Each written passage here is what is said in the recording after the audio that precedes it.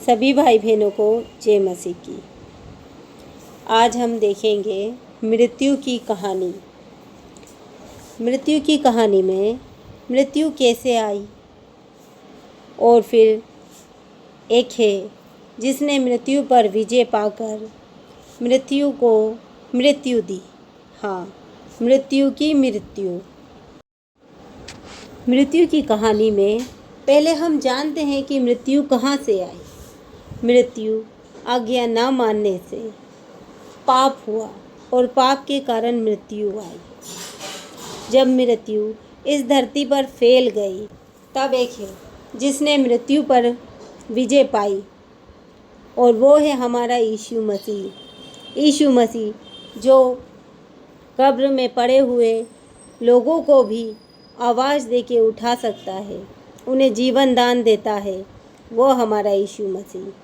Romeo अध्याय 8 में लिखा है, अब जो मसीह यीशु में है उन पर दंड की आज्ञा नहीं, क्योंकि वे शरीर के अनुसार नहीं वरन आत्मा के अनुसार चलते हैं। और यीशु मसीह इसीलिए आया कि जितने लोग मृत्यु के कारण डरे हुए हैं उन्हें छुड़ाए।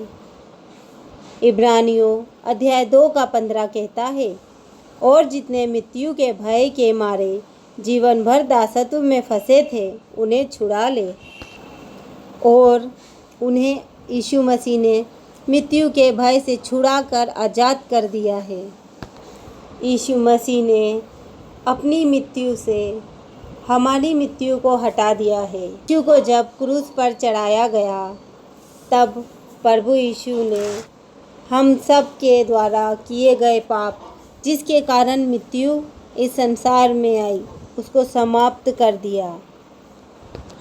जब यीशु मसीह हमारे पापों के कारण क्रूस पर चढ़ा तो बाइबल बताती है कुलुसियों अध्याय 2 का उसी के साथ 32वां में गाड़े गए और उसी में परमेश्वर की सामर्थ पर विश्वास करके उनको मरे हुओं में से जिलाया, उसके साथ जी भी उठे। उसने तुम्हें भी जो अपने अपराधों और अपने शरीर की खतना रहित दशा में मुर्दा थे उसके साथ जिलाया और हमारे सब अपराधों को क्षमा किया और विधियों का वह लेख जो हमारे नाम पर और हमारे विरोध में था मिटा डाला और उसे क्रूस पर कीलों से जड़कर सामने से हटा दिया। और उसने प्रधानताओं और अधिकारों को ऊपर से उतार कर उनका खुल्लम खुल्ला तमाशा बनाया और क्रूस के द्वारा उन पर जय जयकार की ध्वनि सुनाई। ये पद हमें बताते हैं यीशु मसीह ने मृत्यु पर जय पाई और मृत्यु की मृत्यु कर दी, the date of the death. यहीं से यीशु मसीह के द्वारा मृत्यु की समाप्ति का आरंभ हुआ। समाप्ति का आरंभ कैसे हुआ यह पढ़ चुके। अब हम जानेंगे कि मृत्यु की मृत्यु कैसे होगी।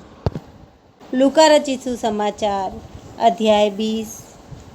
वे फिर मरने के भी नहीं, क्योंकि वे स्वर्गदूतों के समान होंगे और पुनरुत्थान की संतान होने से परमेश्वर की भी संतान होंगे। पर जो लोग इस योग्य ठहरेंगे कि उस युग को और मरे हुओं में से जी उठने को प्राप्त करें, वे ना विवाह करेंगे और ना विवाह में दिए जाएंगे। वे फिर मरने के भी नहीं, क्योंकि वे स्वर्गदूतों के समान होंगे और पुनरुत्थान की संतान होने से परमेश्वर की भी संतान होंगे।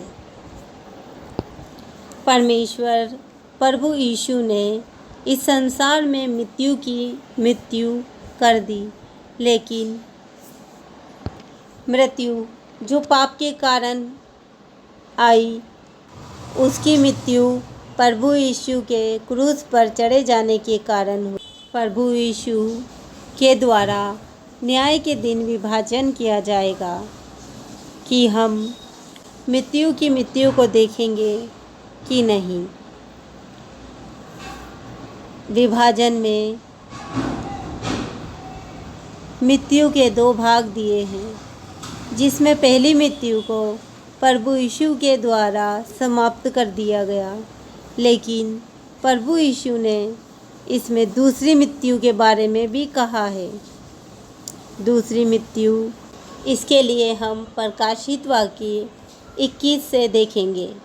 फिर मैंने सिंहासन में से किसी को ऊंचे शब्द से यह कहते हुए सुना, देख, परमेश्वर का डेरा मनुष्यों के बीच में है, वह उनके साथ डेरा करेगा और वे उसके लोग होंगे और परमेश्वर आप उनके साथ रहेगा और उनका परमेश्वर होगा।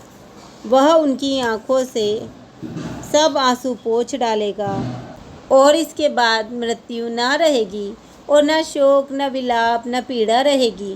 पहली बातें जाती रही। जो सिंहासन पर बैठा था उसने कहा, देख, मैं सब कुछ नया कर देता हूँ। फिर उसने कहा, लिख ले, क्योंकि ये वचन विश्वास के योग्य और सत्य हैं। फिर उसने मुझसे कहा, ये बातें पूरी हो गई हैं। मैं अल्फ़ा और ओमेगा, आदि और अंत हूँ। मैं प्यासे को जीवन के जल के सोते में से सेतमेत पिलाऊंगा। जो जय पाए वही इन वस्तुओं का वारिस होगा और मैं उनका परमेश्वर होऊंगा और वह मेरा पुत्र होगा। परंतु डरपोकों और अविश्वासियों और घिनौनों और हत्यारों और व्यभिचारों और टोनों और मूर्ति पूजकों और सब झूठों का भाग उस झील में मिलेगा, जो आग और गंधक से जलती रहती है। यह दूसरी मृत्यु है। इसीलिए हम इस पृथ्वी पर रहते हैं। इस पृथ्वी में हमारे शरीर को घात करने वालों से हमें नहीं डरना चाहिए, परंतु प्रभु को, जो हमारे शरीर और हमारी आत्मा पर अधिकार रखता है, उससे डरना चाहिए। इस संसार के थोड़े से सुखों के लिए हम उस अनंत काल की दूसरी मृत्यु में ना जाने पाएं। आमीन।